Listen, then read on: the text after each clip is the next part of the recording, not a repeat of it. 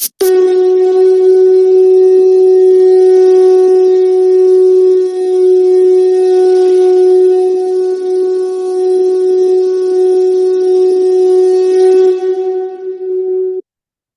श्री गणपति नमः। श्री गणेश की वंदना कर, इनके स्वामी सूर्यदेव और रविदेव की आराधना कर, इष्ट देव का ध्यान कर, गुरुजनों को नमन कर अभिनंदन करते हैं आपका वरुण डिस्को द्वारा प्रस्तुत आज के दैनिक पंचांग में।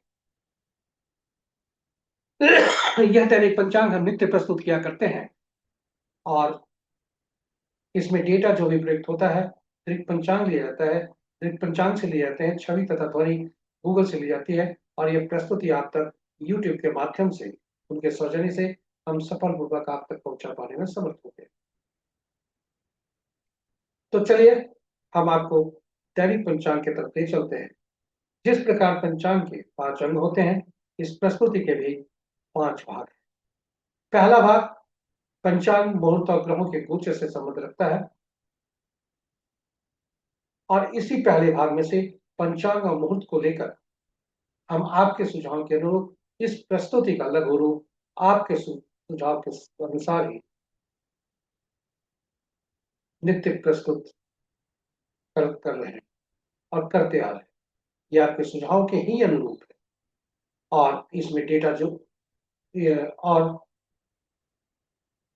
दूसरा भाग नक्षत्र के अनुसार, यानी चंद्रमा जिस नक्षत्र में जन्म कुंडली में है उस नक्षत्र के अनुसार विभिन्न जातकों के लिए आज के तारे, आज के नक्षत्र क्या संकेत दे रहे हैं सोता रसोता के साथ, इसे ताराबलम कहते हैं। और ये मूलतः नवतारा चक्र पद्धति पर आधारित है, जिससे हम किसी भी जातक का अपना आपका सभी किसी का भी हम पूरे जीवन काल में ग्रहों की शुभता और अशुभता कैसी होगी, उसका प्रतिफल कैसा होगा, यह हम जान सकते हैं। विस्तृत चर्चा प्रस्तुति में तीसरा भाग राशि के अनुसार, यानी चंद्रमा जिस राशि में जन्म कुंडली में है उस राशि के अनुसार आज का दिन कैसा होगा, यह हम इससे जान सकते हैं। और चौथा भाग चौघड़िया। चौघड़िया एक प्रकार का ज्योतिष जो बहुत ज्योतिष है, जिससे हम शुभ और अशुभ काल जान सकते हैं। किसी भी कार्य को करने के लिए इसकी उपयोगिता काफी है और इसलिए इस इसको जो है, चाहे वो इसकी काफी उपयोगिता को देखते हुए हमने हिंदी और अंग्रेजी में अलग अलग यूट्यूब पर पोस्ट करके रखा है। आप उसे संदर्भित कर सकते हैं और उसका उपयोग करके आप अपने जीवन में के कार्यों में शुभता सुनिश्चित कर सकते हैं। पांचवा और अंतिम भाग अंक ज्योतिष से संबंध रखता है।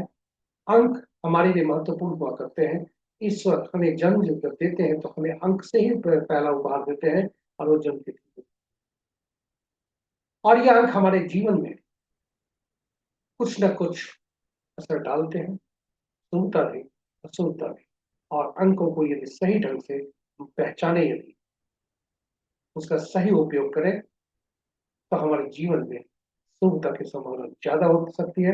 हम अशुभता को भी पहचान सकते हैं और कुछ अंक जो हमारे उपलब्ध नहीं है, इसे भी हम मिलाकर अपने जीवन को अंकों के पूरे चाल को संतुलित रख सकते हैं। और यह तभी कर सकते हैं जब हम अंकों को जाने, पहचाने, उन्हें समझे और उन्हें सही ढंग से उपयोग करें। आइए इसी उद्देश्य से यह प्रस्तुति, साथ ही साथ किसी भी माह के विभिन्न तिथियों को जन्मे जातक के लिए आज के अंक शुभता और अशुभता के संदर्भ में क्या बोल रहे हैं, अंक बोलते हैं।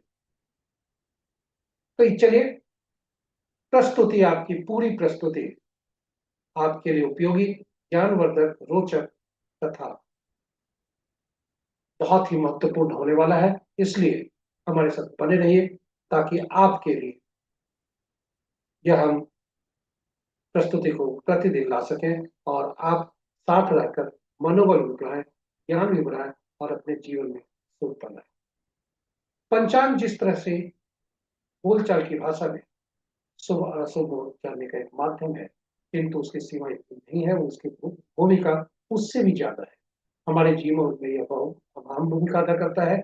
हम सबके निर्णय क्षमता को मजबूत करता है, सुदृढ़ करता है। पंचांग आत्मबल बढ़ाता है पंचांग प्रकृति और ब्रह्मांड की ऊर्जा के साथ संतुलन स्थापित करने में सहायक होता है, जिसके फलस्वरूप हम सबके जीवन में शांति, समृद्धि और सकारात्मकता का संचार होता है।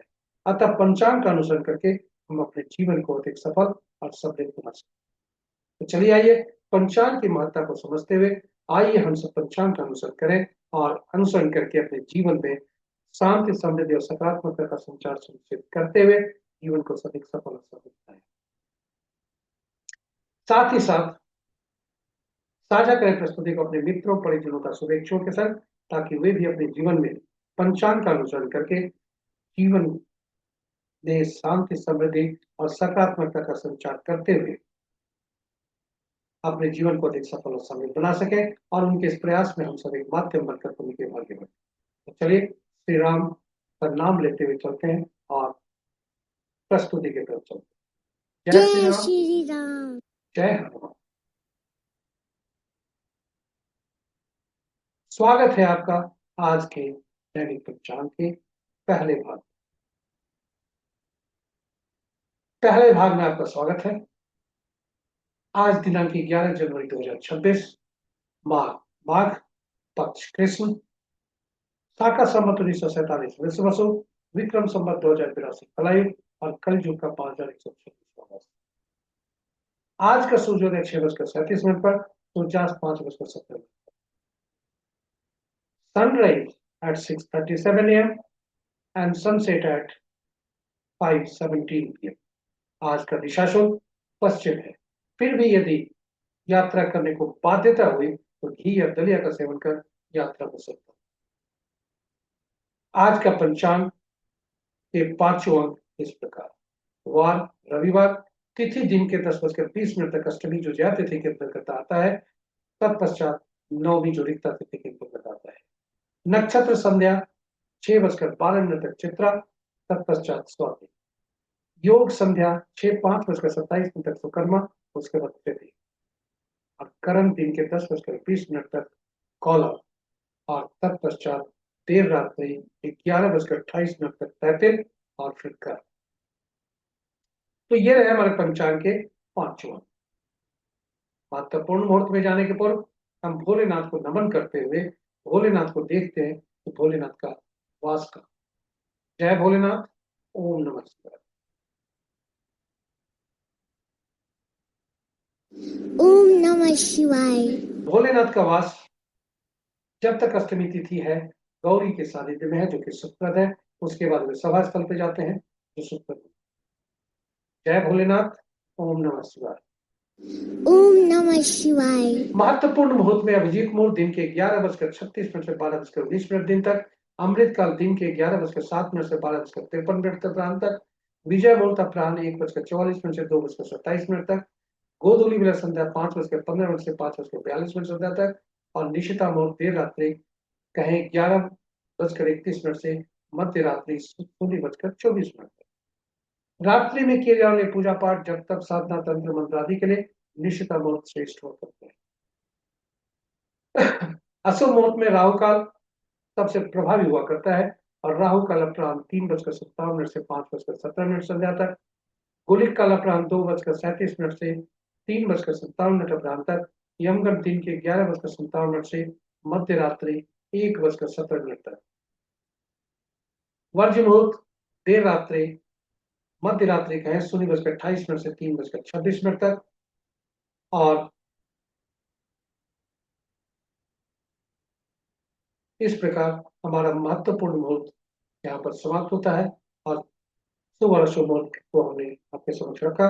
अब हम आपको प्रस्तुत करते हैं ग्रहों की आकाशीय स्थिति। ये स्थानीय समय पटना के 5 बजे प्रातः का है। अंश के अनुसार यदि देखें तो सूर्य देव, चंद्रदेव तथा मंगल देव और शनिदेव कमजोर अवस्था। सूर्यदेव, चंद्रदेव, मंगलदेव तथा बृहस्पति देव और शनिदेव ये कमजोर अवस्था में अंश के अनुसार। मंगल देव, बुध देव और शुक्र देव अस्त अवस्था में है और राशि के अनुसार यदि हम कहें तो मित्र राशि में 4 ग्रह हैं, शत्रु राशि में 2 ग्रह, सम राशि में 3 ग्रह हैं बृहस्पति की राशि में सबसे ज्यादा ग्रह 5 ग्रह है, बुध की राशि में 2 ग्रह है, चंद्र मंगल और शुक्र की राशि में कोई ग्रह नहीं है, 23 ग्रहों की राशियों में एक एक ग्रह। बृहस्पति और बुध आपस में राशि परिवर्तन ये है कर रहे हैं, क्योंकि बृहस्पति बुध की राशि में और बुध बृहस्पति की राशि में।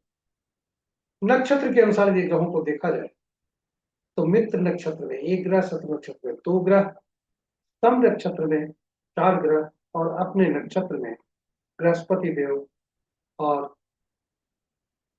राहु देव।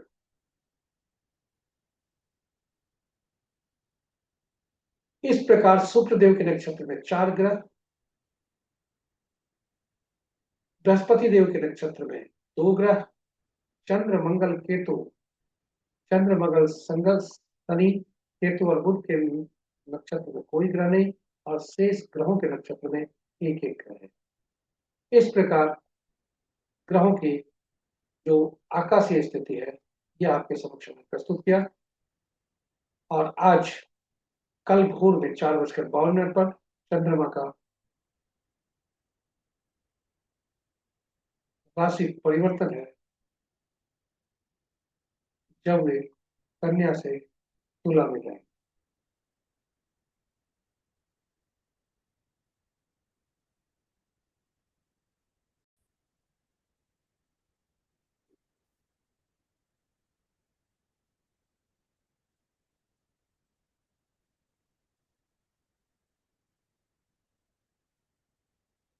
आज किसी ग्रह का राशि परिवर्तन नहीं है।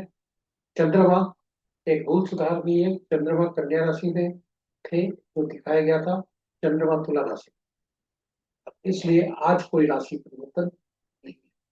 राशि की स्थिति जो पूर्ववत है वही है। तो आज ये पहले भाग की प्रस्तुति इतनी ही। आपको ले चलते हैं दूसरा भाग में आपका स्वागत है। नक्षत्रों के अनुसार इसे तारा बलम कहते हैं। आज का नक्षत्र विभिन्न नक्षत्रों में जन्मे जातक के लिए शुभता अशुभता के संदर्भ में क्या संकेत दे रहे हैं। आप तारा बलम की सारणी आपके समक्ष प्रस्तुत है। आपके समक्ष तारा बलम के समक्ष जो सारणी है, तारा बलम के हॉरिजॉन्टल कॉलम में जो नक्षत्रों के नाम है वह चंद्रमा के गोचर से संबंध रखता है, यानी आज चंद्रमा किस नक्षत्र में गोचर करता है। उसी ठीक उसके विपरीत तारा बलम के नीचे वर्टिकल कॉलम पर जो चंद्रमा गोचर के नाम है वे हमारे आपके जो जन्म पत्रिका में चंद्रमा जिस नक्षत्र में होते हैं उससे संबंध रखता है।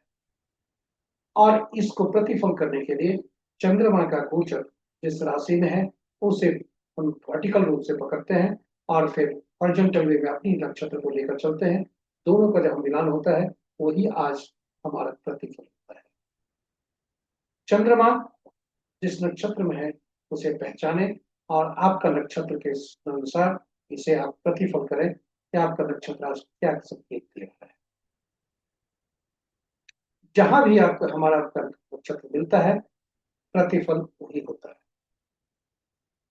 और आप देखें कि 9 तरह की परिस्थितियां बन सकती है जब आपका चंद्रमा इस नक्षत्र में, उदाहरण स्वरूप यदि चंद्रमा चित्रा नक्षत्र में गोचर कर रहा है तो वैसी स्थिति में और हमारा नक्षत्र आग्रा स्वाति या सतविसा नक्षत्र में हमारा जन्म हुआ है तो जहां मिलन होता है वही आज का हमारा नक्षत्र होता है। वर्टिकल ऐसे पकड़ते हैं और जहां हमारा मिलन होता है वही हमारा। और कुल 9 तरह की परिस्थितियां बन सकती है, जबकि हमारा आपका इसका तारा संकेत दे सकता है। आज का तारा हो सकता है जन्म, संपत्त, विपत्त, प्रक्षेप, प्रत्यय, साधक, मित्र या मित्र में। जब भी हमारा तारा आज का समस्त, छेद, साधक, मित्र या मित्र में हो तो वह शुभता की तरफ दिखाता है, संकेत देता है। और जन्म, विपत्त, प्रत्यय और नैतन्य में हो तो अशुभता की तरफ भी वो संकेत देता है। शुभ तारों के संकेत मिलने पर हम दैनिक कार्य उत्साह पूर्वक करें और साथ ही साथ पूर्ववत का आरंभ कार्यों का निष्पादन उल्लास पूर्वक करें और नए कार्यों का आरंभ नहीं कर सकते। किंतु वही इसके विपरीत यदि आज का तारा जन्म विपद प्रत्यय या नगण्य है, तो दैनिक कार्य सावधानी से, दैनिक कार्य तथा पूर्ववत का आरंभ किए गए कार्यों को सावधानी से निष्पादन करें, और साथ ही साथ आज कोई भी नया कार्य आरंभ न करें। इसके अतिरिक्त आपसे प्रार्थना है कि उल्लास पूर्वक या उत्साह पूर्वक कोई भी हम शुभ कार्य, अशुभ तारों को शुभ तारों में परिवर्तन करने का प्रयास न करें, जो क्योंकि यदि प्रतिफल हमारा प्रयास असफल रहा तो हमारे कार्यों में असफलता ऐसे भी है, और असफलता ही हाथ लगेगी, जिससे हमें पश्चाताप ही होगा, हाथ बनने का अलावा कोई उपाय नहीं। इसलिए जो भी किताबों में लिखा हुआ जिसकी चर्चा हम थोड़ी देर में करेंगे, यह केवल किताबों की है। हमने हमने प्रयास किया है उसे शुभ तारों को तारों में परिवर्तन करने के लिए, क्योंकि इसकी अवधि लंबी नहीं होती, और जिसे जानते हैं कि अगला तारा कब शुभ आने वाला है, तो वैसी स्थिति में हम अपने आप को जोखिम देंगे। यह मूलतः नव तारा चक्र पद्धति इस सिद्धांत पर आधारित है कि ग्रहों, तो यह नव तारा चक्र पद्धति पर आधारित है, और यह नव तारा चक्र पद्धति बताता है कि ग्रहों के मन नक्षत्र होते हैं, और नक्षत्र ही ग्रह के फल देते हैं। और इस प्रकार यदि नक्षत्र ग्रह के फल देते हैं, ग्रह नक्षत्र के फल नहीं देते हैं। कुल 27 नक्षत्र होते हैं, 9 ही ग्रह होते हैं। फिर 27 नक्षत्र कैसे फल देंगे, इसके लिए 27 नक्षत्रों को 9 नक्षत्रों की सूची बनाकर उन्हें 3 श्रेणियों में रखी गई, और जो सूची इस प्रकार है, और ग्रहों को महादशा के क्रम में रखा गया। यह सूची आपके समक्ष प्रस्तुत है। केतु पहला, शुक्र दूसरा, सूर्य तीसरा, चंद्रमा चौथा, मंगल पांचवा, राहु छठा, सातवां बृहस्पति, आठवां शनि, नौवां बुध। और ग्रहों को नक्षत्रों से जोड़ने के लिए पहला नक्षत्र जो हर श्रेणी में से बना, यानी पहला 10वां 19वां नक्षत्र, इनका स्वामित्व पहले ग्रह केतु देव को मिला। ठीक उसी प्रकार दूसरा ग्रह शुक्र देव को दूसरा और 11वां और 20वां नक्षत्र का स्वामित्व मिला, और इसके क्रम में आगे बढ़ते हुए 9वां नक्षत्र को 9, 18 और 27वां नक्षत्र का स्वामित्व मिला, और यह सारणी इस प्रकार बनी। अब प्रतिफल कैसे करते हैं, यह बहुत ही महत्वपूर्ण है, क्योंकि ये इसी पर पूरा नक्षत्र ज्योतिष काम करता है। तारा बल जो नौ तारा चक्र पद्धति इसी आधार पर काम करता है, और ये बहुत ही महत्वपूर्ण और अद्भुत पद्धति है। इसे ध्यान से सुनो। जिस नक्षत्र में हमारा ग्रह होता है, वो जिस नक्षत्र में हमारा जन्म कुंडली में चंद्रमा जिस नक्षत्र में होते हैं, यानी हमारा जिस नक्षत्र में जन्म हुआ होता है, वह हमारा उससे संबंधित उस ग्रह को, उस नक्षत्र को सॉरी चिन्हित करते हैं इस सारणी में, और उससे हम आपको ग्रह को पकड़ते हैं कि वह उसके नक्षत्र के स्वामी कौन से ग्रह हैं, और वह ग्रह हमारा पहला ग्रह बनता है, जन्म ग्रह बनता है। और इसी दशा महादशा में हमारा जन्म हुआ होता है, और पिछले जन्म में भी इसी महादशा में हमारी मृत्यु हुई है। जन्म कुंडली में यदि दशा महादशा का फल देखें तो हमेशा देखेंगे प्रति शेष भाग, रेसिडुअल आदि आदि। तो ये यहाँ से हम गणना आरंभ करते हैं। पहला ग्रह को हम अशुभता की स्थिति में रखते हैं, क्योंकि मिश्रित फल देता है। वहीं से गणना चुकी आरंभ करते हैं, और उसके बाद घड़ी की सुई की दिशा में हम आगे बढ़ते हैं, और घड़ी की सुई की आगे दिशा में बढ़ने के लिए फिर हम पहला ग्रह जो मिश्रित फल हुआ, वहां से तीसरा, पांचवा, सातवां जो ग्रह होता है वह शुभ फल देता है। दूसरा, चौथा, छठा, आठवां, नौवां ग्रह जो होता है वह शुभ फल नहीं होता है। और इनके शुभता अशुभता की इंटेंसिटी जो होती है, इनकी जो शक्ति होती है, वह जैसे जैसे क्रम संख्या इनकी बढ़ती है, वैसे वैसे बढ़ती है। तो इस तरह से हम दूसरा, चौथा, छठा, आठवां, नौवां ग्रह जान गए, पहला, तीसरा, पांचवा, सातवां ग्रह जान गए। और जब ये जान जाते हैं तो हम यह भी जान सकते हैं कि आखिर कौन कौन से ग्रह हमारे जीवन में शुभता लाएंगे, कौन कौन से ग्रह शुभता लाएंगे, कौन कौन से नक्षत्र शुभता लाएंगे, कौन कौन से नक्षत्र शुभता लाएंगे। और जब ये जान गए तो दशा महादशा का फल जान सकते हैं कि कौन से दशा महादशा का फल अच्छा होगा, और वैसी स्थिति में हम उस दशा महादशा का फल की अवधि को जानकर हम शुभ कार्यों का निष्पादन योजनाबद्ध तरीके से करके शुभता ला सकते हैं जीवन।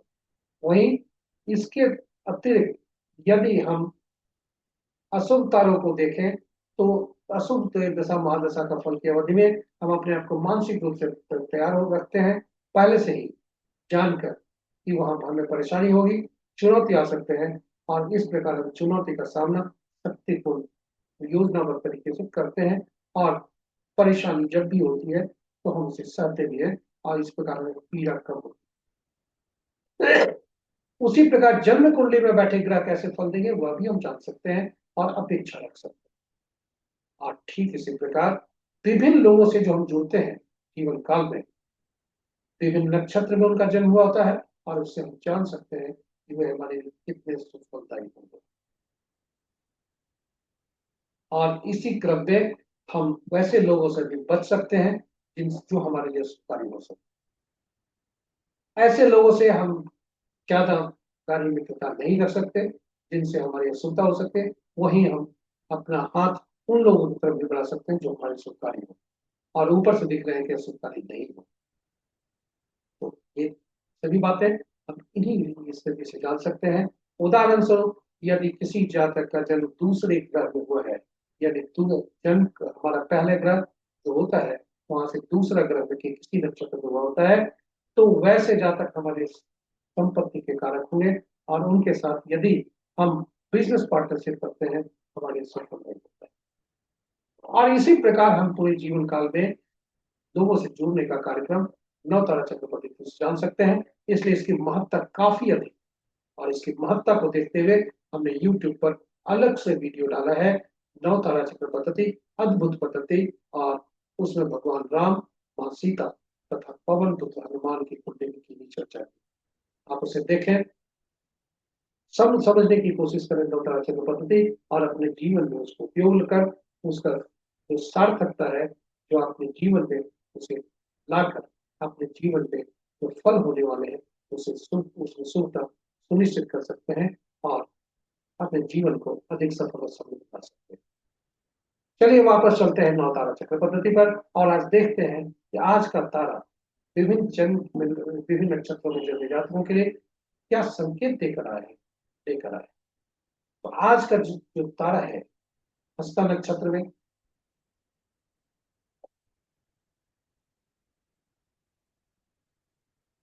आज का तारा चित्रा नक्षत्र में, और चित्रा नक्षत्र में आज का तारा आरंभ है, जो कि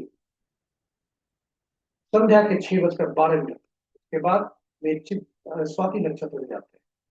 तो आप देखें कि स्वाति नक्षत्र आज जब यदि हमारा जन्म किसी भी जातक का जन्म भरणी पूर्वा फाल्गुनी या पूर्वाषाढ़ नक्षत्र में हुआ है तो उसके लिए पहला भाग क्षेम है, दूसरा भाग प्रत्यरी है,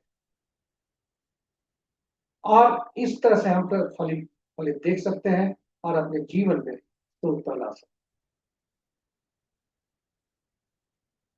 हैं। ये तारा जो तारे हैं, यदि हम कहें कि भरणी पूर्वा फाल्गुनी या पूर्वाषाढ़ नक्षत्र में पहला भाग क्षेम का है, दूसरा भाग प्रत्यरी का है, वहीं पुनर्वसु विशाखा पूर्वा भाद्रपद नक्षत्र में पहला भाग मित्र का है, दूसरा भाग अतिमित्र का है, दोनों शुभकारी। इसलिए प्रकार हम अपने तारों को पहचान कर अपेक्षा रख सकते हैं, और उसी आज का दिन के ओर से और उसी अनुसार अपने कार्य को उसी रास्ते में ले जा सकते हैं, शुभता को सुनिश्चित करने के लिए, शुभता को सुनिश्चित करेंगे और शुभता को दूर रखने के लिए। तो ये हमारे इस तरह से नौ तारा चक्र पद्धति के लिए प्रस्तुति है। और आरंभ में जैसा हमने कहा था, जोखिम नहीं ले, अशुभ तारों को शुभ तारों में बदल देते, क्योंकि किताबों में जो लिखा है वो आपके समक्ष प्रस्तुत है कि यदि तारा जल में पड़ता है तो पीला कद्दू पत्ते वाली सब्जी का दान, विपद में पड़ता है तो गुड़ का दान, प्रत्यय पड़ता है नमक का दान, और न्यायधन्य है तो बहुत त्याग जरूरी है, मजबूरी हुई तो तिल सहित सोन का दान। किंतु ये किताबों में है, इसका उपयोग ना हमने किया है ना हम आपको करने का सुझाव देते हैं, और ऐसा करके आपको जोखिम लेने का सुझाव नहीं देते। इस प्रकार हम दूसरे भाग की प्रस्तुति यहाँ पर समाप्त होती है। एक बार पुनः बता दें, नौ तारा चक्र पद्धति काफी उपयोगी है और आपके लिए उसकी उपयोगिता काफी है। आप उसे समझने का प्रयास करें और अपने जीवन में उसका उपयोग शुभता लाने है तो जरूर करें। इन्हीं शब्दों के साथ हम आपको ले चलते हैं तीसरे भाग। तीसरा भाग आज का चंद्रमा का गोचर, चंद्रमा के राशि किस राशि में आपके हैं जन्म कुंडली में, और किस राशि में भ्रमण कर रहे हैं उसके अनुसार कैसा फल होगा, इसे चंद्रबलन कहते हैं। शुभता अशुभता के संदर्भ में आज चूंकि चंद्रमा का राशि परिवर्तन नहीं है, इसलिए आज जो शुभता अशुभता की स्थिति है, शुभता की स्थिति इस प्रकार है: मेष, कर्क, कन्या, वृश्चिक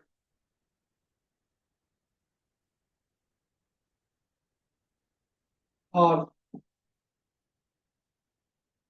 धनु तथा मीन राशि के जातकों के लिए शुभता के संकेत है, और शेष ग्रहों की राशि में शुभता के संकेत नहीं है। इस तरह से हम आज के राशि परिवर्तन के बारे में जान गए। अब हम आपको ले चलते हैं चौथे भाग। चौथा भाग चौघड़िया से संबंध रखता है। चौघड़िया एक प्रकार का मूर्त ज्योतिष है, जैसा आरंभ में हमने कहा था, और यह किसी भी शुभ कार्य को करने के लिए काम किया जाता है। चाहे वह कार्य पूजा पाठ हो, दैनिक कार्य हो, या पहली बार कोई कार्य करने जा रहे हैं वह हो। संक्षेप में कहें कि कोई भी कार्य हम जो आज करने जा रहे हैं उसकी शुभता के लिए यह काफी उपयोगी। इसी की उद्देश्य, इसकी उपयोगिता को देखते हुए हमने YouTube पर अलग अलग वीडियो पोस्ट कर रखा है, जिनके नाम आपके समक्ष प्रस्तुत है, और संक्षेप में हम यहाँ चर्चा करते हैं। आप उसे देख सकते हैं और अपना उसका उपयोग कर, उसे समझ कर उसका सही उपयोग कर सकते हैं। संक्षेप में आपको बताते हैं, कुल 8 चौघड़िया दिन के होते हैं, 8 चौघड़िया रात के भी होते हैं, और इस प्रकार 16 चौघड़िया होते हैं। 8 चौघड़िया दिन के, 8 चौघड़िया रात का, किंतु साप्ताहिक दिन 7 ही होते हैं, इससे 700 चौघड़िया का नाम कर लूंगा, और इस प्रकार 14 चौघड़िया बने। और जो आदि का चौघड़िया प्रतिदिन होता है तो सुबह का और शाम का, वही अंत का चौघड़िया होता है। यानी जो सुबह का चौघड़िया होता है वो दिन के आरंभ का चौघड़िया जो होता है दिन के अंत का चौघड़िया होता करता है, और रात्रि के आरंभ का चौघड़िया जो होता है रात्रि के अंत का चौघड़िया होता है। और जो चौघड़िया जो होते हैं, जब भी हम उपयोग किए जाए तो चौघड़िया का उपयोग करते समय यह सुनिश्चित करें कि कोई भी चौघड़िया अशुभता से विज्ञात नहीं है, क्योंकि दिन का चौघड़िया प्राय राहु काल, काल बेला और बारह से ग्रसित हो सकता है, और दिन रात्रि का कोई भी चौघड़िया काल रात। और हम आपको बता दें कि रात्रि का केवल लाभ चौघड़िया ये होता है, वह मतलब ग्रसित होता है अशुभता से। किंतु कैसे पहचाने कि कौन सा चौघड़िया ग्रसित, तो इसके लिए सारणी जो आपके सामने प्रस्तुत है उसमें दिखता है, यह पता चलता है उससे कि कौन सा चौघड़िया आज अशुभ। फिर भी आपके इनके लिए जानकारी के लिए बता दें, अपने अनुभव के आधार पर कि सूर्य दिन में प्रभु तो सूर्य का रहता है, इसलिए सूर्य का चौघड़िया जो शनि का चौघड़िया, क्योंकि सूर्य के शत्रु शनि होते हैं, शनि के शत्रु सूर्य होते हैं, फिर शनि का चौघड़िया प्रतिदिन काल बेला से ग्रसित होता है। वही चंद्रमा से नाराज बुध रहते हैं, उनके पुत्र, इसलिए बुध का चौघड़िया रात्रि में लाभ चौघड़िया वह अशुभता से व्याप्त होता है काल रात्रि से। शेष चौघड़िया सप्ताह के नक्षत्रों और दिनों के अनुकूल वे अशुभता रखते हैं। अब आज का देखें, आज का चौघड़िया क्या कहता है। आज चूंकि सूर्य का दिन है, इसलिए उद्वेग चौघड़िया से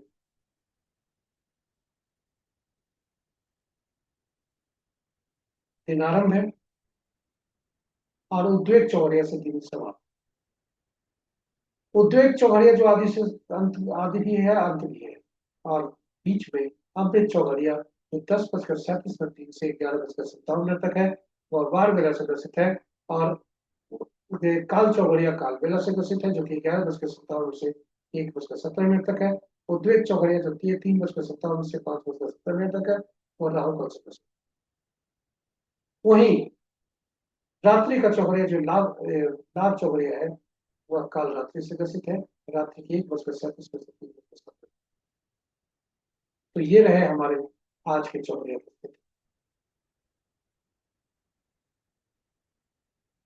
अब आपको हम ले चलते हैं पंचम पांचवें भाग, अंतिम भाग में। अंक ज्योतिष के अनुसार हम अंकों को कैसे जाने, कैसे पहचाने, कैसे समझें, आपका सही उपयोग कैसे। आइए अंकों को जाने समझें और तब उसे सही उपयोग करने का प्रयास करें। अंक ज्योतिष में 1 से 9 तक अंक ही होते हैं जो कि महत्वपूर्ण होते हैं, बल्कि 1 से 9 तक ही अंक होते हैं, 10वां अंक नहीं होता और एकल अंक नहीं होते हैं। शून्य को गणना में नहीं लिया जाता क्योंकि शून्य अनिश्चितता को दर्शाते हैं। 1 से 9 तक के अंक को देखें तो एक 5वां अंक जो होता है महत्वपूर्ण होता है क्योंकि वह संतुलन का कार्य करता है, 1 से 9 के बीच छूट जाता है। वहीं यदि हम ये देखें कि ये जो अंक है, इन अंकों को के ये जो अंक है स्वतंत्र नहीं है, ये अंक भी शासित होते हैं विभिन्न ग्रहों से। 1 सूर्य, 2 चंद्रमा, 3 बृहस्पति, 4 राहु, 5 बुध, 6 शुक्र, 7 केतु, 8 शनि, 9 मंगल। और इन सभी ग्रहों के अलग अलग तत्व होते हैं, अलग अलग गुण होते हैं, अलग अलग ऊर्जाएं होती हैं। और इसलिए अंक ज्योतिष में यदि हमारे जन्म ये में कुंडली में या ईश्वर ने हमें जन्म के समय जो अंक उपहार को दिया जन्मतिथि के रूप में, उसमें यदि कोई अंक उपलब्ध नहीं है, इसका तात्पर्य यह है कि ईश्वर द्वारा प्रदत्त अंक के नहीं, हमें उनके कुछ ग्रहों के कुछ अंकों के जो मिसिंग अंक हैं, जो अनुपलब्ध हैं, वे उन अंकों से संबंधित ग्रहों की ऊर्जा, गुण और तत्व की कमी है और उससे हमारे कार्य क्षमता पर या हमारी शुद्धता पर, जीवन की शुद्धता पर कुप्रभाव पड़ सकता है। वहीं यदि कुछ ऐसे ग्रह ऐसे अंक हो सकते हैं जो बार बार आते हैं, वैसी स्थिति में वह अंक की अधिकता पाई जाती है, उस अंक से संबंधित ग्रहों की अधिकता पाई जाती है जो नुकसानदायक होता है। उदाहरण स्वरूप एक तिथि हम देखें, 11 नवंबर 1911। आप देखिए इसमें एक कितनी बार है, और इसलिए एक अंक आने के कारण इस जातक में जो भी जातक रहा होगा उसे एक सूर्य के साथ ये होगा, प्रभाव ज्यादा होगा। और वह ज्यादा 2 बार से ज्यादा जब भी होता है तो उसे प्रभाव पड़ने लगता है, उसका प्रभाव कुप्रभाव होने लगता है। और जैसे जैसे उसकी संख्या बढ़ती जाती है, कुप्रभाव की मात्रा भी बढ़ती जाती है।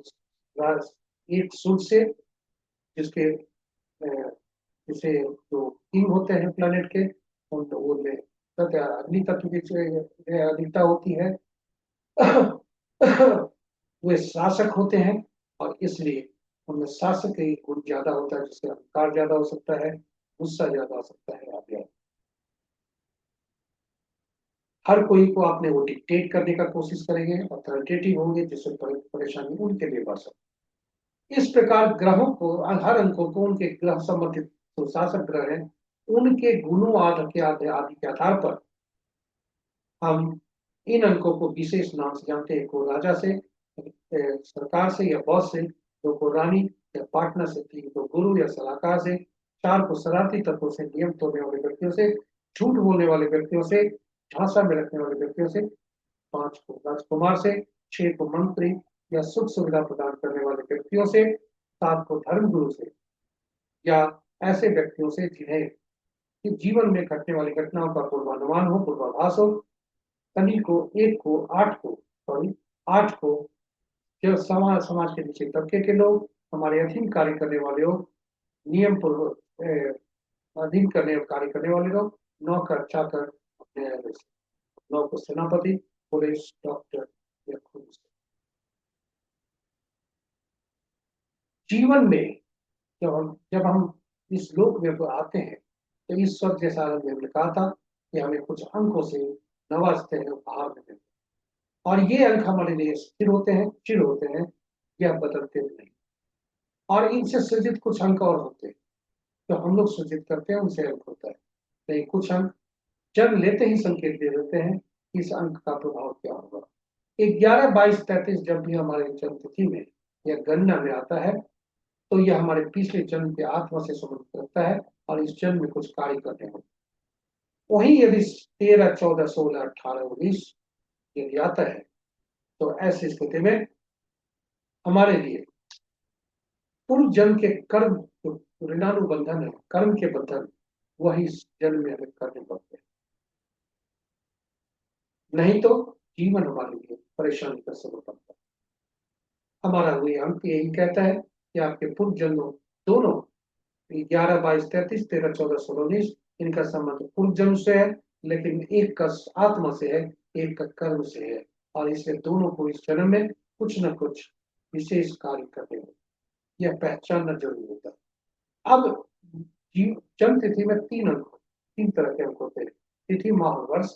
तिथि हमारा पूर्णांक कहलाता है, जिसे बोलचाल की भाषा में ड्राइवर कहते हैं, कहलाता है, क्योंकि वह हमारा आंतरिक को दर्शाता है, हमारी पर्सनालिटी को दर्शाता है, यानी हम होते हैं। और यदि तिथि और माह को जोड़ दें तो हम हमारा बाहरी व्यक्तित्व दर्शाता है, जो दुनिया में जाना। तिथि, माह और वर्ष को जोड़ दें तो ये तीनों अंक जब एक अलग में परिवर्तित कर दें तो वो हमारा भाग्यांक कहलाता है, भाग्य बताता है। और यह इसे हम भाग्यांक कहते हैं और कंडक्टर इसे बोलचाल की भाषा में कहते हैं। अब देखें, जीवन में चलने वाले जो बस होते हैं जिसमें ड्राइवर और कंडक्टर होता है, यदि ड्राइवर और कंडक्टर आपस में शत्रु हो जाए तो क्या होगा? बस को आनंद से ही चलना मुश्किल होगा। ठीक उसी तरह से ये ड्राइवर के अंक और कंडक्टर के अंक यदि शत्रु हो जाए तो जीवन के आरंभ से ही हमारे लिए जातक के लिए स्ट्रगल होगा, वो स्ट्रगल होगा। इसलिए इन अंकों को संतुलित करना जरूरी होता है। दूसरी परिस्थिति हो सकती है कि अंक ड्राइवर और बस, कंडक्टर, बस के ड्राइवर और कंडक्टर आपस में मित्र हैं, किंतु एक ऐसे पड़ाव पर कुछ पैसेंजर चढ़े जो ड्राइवर और कंडक्टर किसी का शत्रु हो, और वैसी स्थिति में वह वहां से बस को चलने में बाधा हो सकती है। जीवन के बस चलने में यदि ड्राइवर और कंडक्टर बहुत अच्छे मित्र हो और हम कुछ ऐसे अंक सृजित करके ले आए जो अंक ड्राइवर या कंडक्टर के शत्रु हैं, फिर हमारे लिए भी उसी समय से बाधा उत्पन्न होनी शुरू होती है। और अंक ज्योतिष यही करता है कि आपका मूलांक क्या है, भाग्यांक क्या है, क्यों, और यह मूलांक और भाग्यांक की थोड़ी पड़ी पूरा अंक ज्योतिष उसी पर स्थिर है।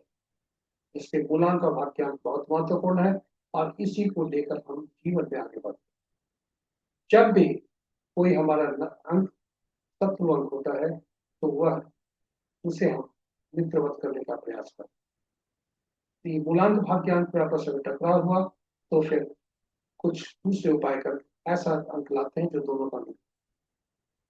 अब आज का देखें, इन जातक का जन्म हमें जन्म तिथि जो ली है वो गूगल से ली है, किसी महान फिल्मी हस्ती का ये जन्म तिथि है। महान नहीं कहे, आज के दिन में जो जिक्र नाम है या गूगल में जिनका नाम उपलब्ध था वो हमने दिया। आपके समक्ष हमको की 2 शादी हैं। एक शादी परमानेंट है जो अंकों का स्थान है और वे क्या क्या कर बताते हैं, किस एरिया को इंगित करते हैं उनका समूह, और दूसरा इस जातिका का जो अंक ज्योतिष का टेबल बनता है वो क्या है।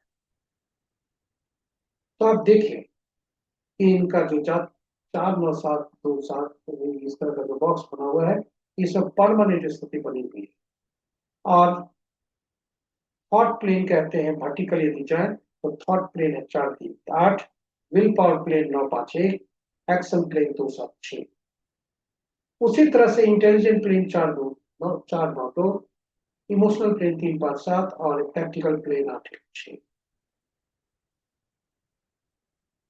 जितना बॉक्स भरा होता है उतना ही प्रतिशत इसका निकाला जाता है 3 में से। यानी यदि 3 बॉक्स भरे हैं तो 60%, यदि 2 बॉक्स भरे हैं तो 66%, यदि 1 बॉक्स भरा है तो 33। इस जातिका का हम यदि देखें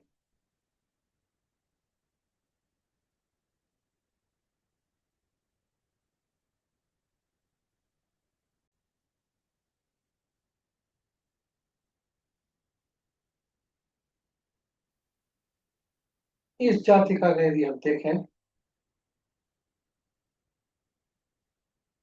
तो इंटेलिजेंस या इंटेलिजेंट लेवल जो है 4, 9, 2, ये 60%, 66 गलती से लिखा हुआ 60% है।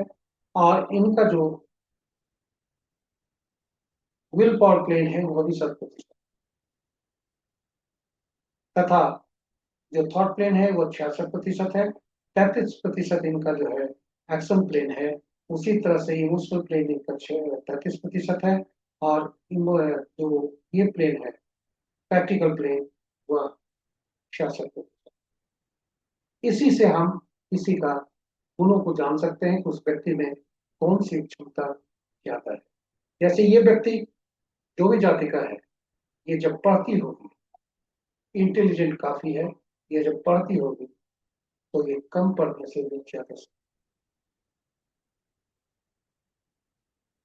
उसी तरह से इसके जो ये है विल पावर प्लेन वो काफी है, इसलिए आत्मविश्वास इसको फूट फूट कर बड़ा होगा। और इसी तरह से हम ज्योतिष को जानते हैं, लेकिन यहाँ आपको समझना है कि कौन से अंक मिसिंग है। और इस जातिका का 3, 6, 7। अब इन इस सारे अंक जो है आप नोट कर सकते हैं। इनका मूलांक जो ड्राइवर कहलाता है, जो इनका आंतरिक व्यक्तित्व दर्शाता है, वो 2 है। इनका जो अज्ञांक है वो 4 है।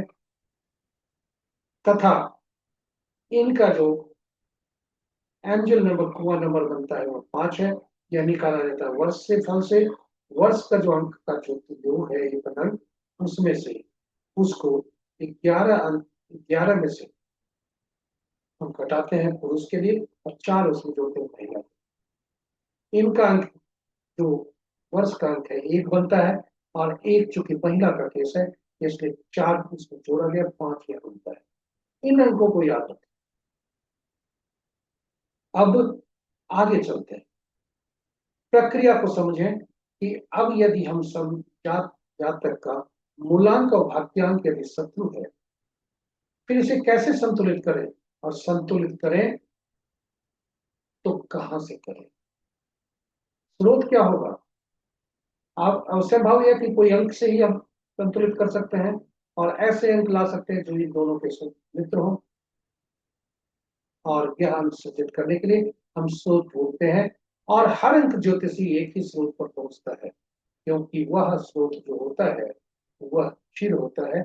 ऐसा क्योंकि ये ड्राइवर और कंडक्टर पर की दूरी पर पूरा अंक ज्योतिष घूमता है, इसलिए ऐसा अंक हमें ढूंढना है जो कि कभी कभी भी वह किसी भी हालत में हटे नहीं, बदले नहीं, उसका अंत ना हो। और वह होता है यदि हम देखें कि जन्म तिथि के बाद कोई कोई यदि चिर होता है तो वो नाम होता है। और नाम हमारे जन्म से लेकर जन्म के बाद हमारे नाम पड़ते हैं।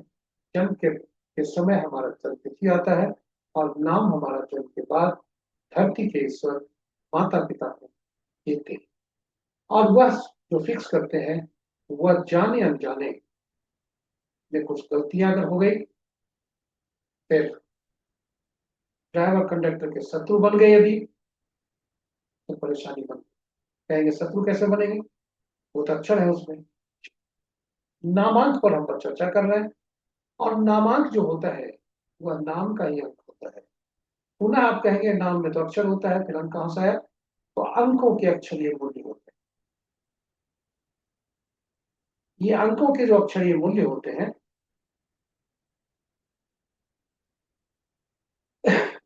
ये अंकीय मूल्य अक्षरों के जो नाम का हमारा अक्षर है उससे हम अपने उस अंक अक्षरों को अंकीय मूल्य से परिवर्तित करते हैं और फिर उसको जोड़ते हैं और फिर एक अंक निकालते हैं।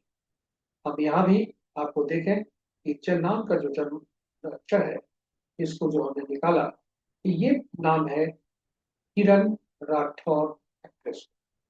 आज उनकी जन्म तिथि है। नाम का पहला अक्षर ये है जो 2 दे रहा है, पुनः मूलांक का अक्षर आ गया। और भाग्यांक नाम का पूरा अक्षर अंक जो है लिखे हैं 7 आता है। 7 इनका बेसिक अंक है। क्या ये सही है, ये जानने के लिए आपको चलना पड़ेगा अंकों के शत्रु को जानने के लिए। यदि अंकों के शत्रु पे भी हम जान जाए, फिर बाकी अंक क्या होंगे, या तो मित्र होंगे या तटस्थ होंगे, जो क्या बड़े पॉजिटिव है। आरंभ में अंकों को जानने पहचानने की प्रक्रिया में हमें इतना ही जानना चाहिए। तो ये अंक जो है, इस प्रकार हमने जाना कि नाम का जो अंक होता है वो महत्वपूर्ण होता है, पूरे जीवन काल के लिए होता है। और यहाँ तक कि आप हम अपने व्यक्तिगत जीवन में जाए, नाम को जब भी पुकारा जाता है, ग्रुप में हम रहते हैं, तो नाम का पहला अक्षर जैसे ही पुकारा जाता है, हमारी चेतना जागती है और हम उसको रिस्पॉन्स करने लगते हैं। और कई बार नाम के पुकारने के क्रम में, पूरा नाम पुकारने के पूर्व ही हम उत्तर देते हैं। और पहला नाम में जो टाइटल होता है उससे ज्यादा महत्वपूर्ण पहला अंक होता है, पहला जो समूह होता है, पहला नाम होता है।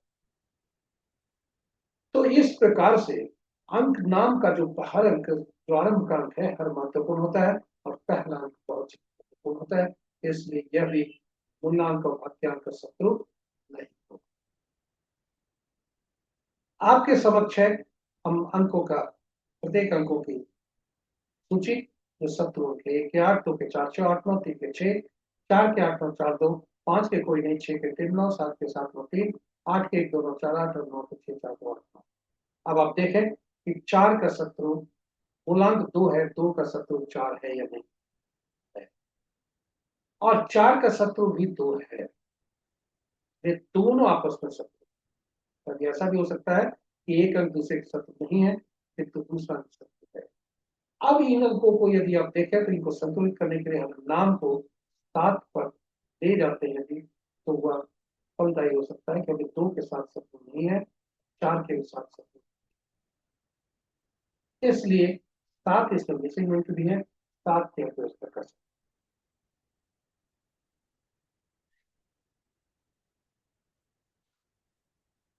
किंतु जातिका को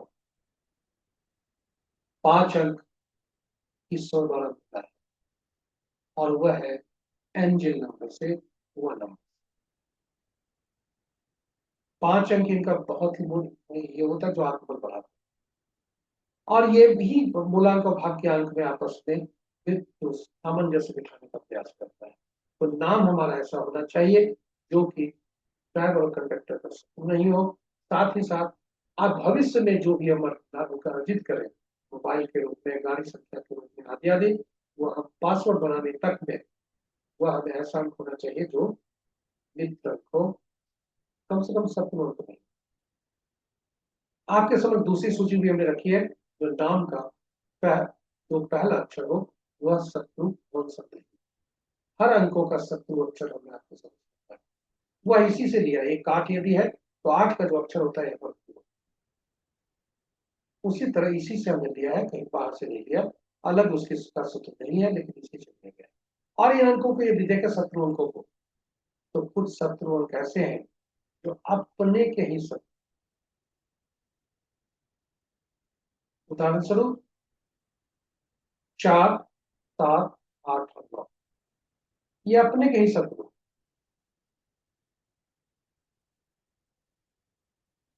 4 7 8 9 ये अपने के ही शत्रु होते हैं।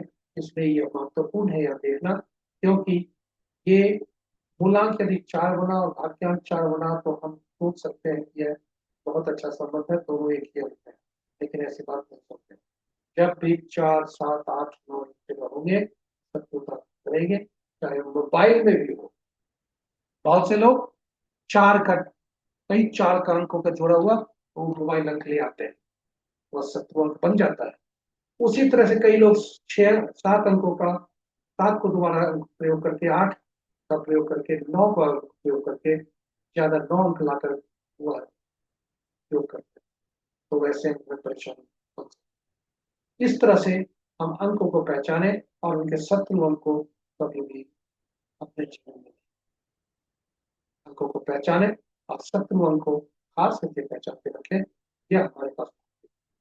इन्हीं शब्दों के साथ अंत में चलते हैं, आज का वर्ष अंक के जान के बारे में जानते हैं। 2026 आ चुका है, आप भी जानना चाहेंगे कि यह वर्ष कैसा बनेगा, कैसा बीतेगा। तो आपकी जो जन्म तिथि है उसमें से वर्ष को हटा दें और 2026 को जोड़ें। 11 तारीख के पहले का जितना जन्म तिथि है उसमें आप जोड़ सकते हैं और यदि वह 2026 मान लीजिए जनवरी 1 से पहले जाता है तो 25 ही रखें। अब ये जोड़े कि और जब जोड़ने के बाद आपका भाग इसका कंडक्टर क्या निकलता है, आज पर्सनल ईयर वो कहलाता है, वह पर्सनल ईयर का अंक कहलाता है। और यह यदि मूलांक और भाग्यांक का शत्रु है, साथ ही साथ रनिंग एज क्या है यह भी देख सकते हैं। रनिंग एज को देखने के लिए जरूर देखना चाहिए कि रनिंग एज और आपस में ये मित्र है या नहीं। आप देखेंगे जो रनिंग एज जातक के जातिका का चल रहा है वो 45वां चल रहा है, जो कि 9 दे, और 9 का 4 शत्रु, 4 का शत्रु है और 2 4 का शत्रु है, इसलिए इस ये वर्ष के लिए थोड़ा सा चुनौतीपूर्ण राशि। हमने ये जन्म तिथि लिया है गूगल से, और यह केवल शैक्षणिक उद्देश्य से लिया है, कोई हम इसमें भविष्यवाणी नहीं करते, लेकिन आपको सिखा रहे कुछ परेशानी, कुछ आप गणना कैसे करें। इन्हीं शब्दों के साथ आज किसी भी माँ के जन्मे जातक तो आज जिनका जन्म हुआ आज की तिथि में, उनके लिए और आज के अंक क्या संकेत लेकर आए हैं सुनता से पढ़े। तो आज का जो अंक है वो 4 है। 4 आप देखें किसी का मित्र नहीं है, केवल 1 और 5 का तटस्थता है, यानी 1-10-20-28 को जन्मे जातक और 5-14-23 तारीख को जन्मे जातक के लिए दिन साधारण होने के शेष अंक सावधान रहे। आज का दिन में कोई भी जोखिम नहीं, और अति शत्रु जहां है खास करके 4-13-22-31, 8-17-26, 9-18-27, ये तो विशेष प्रसाद।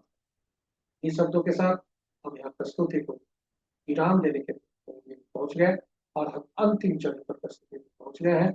आप हमारे साथ बने रहे इसके लिए बहुत।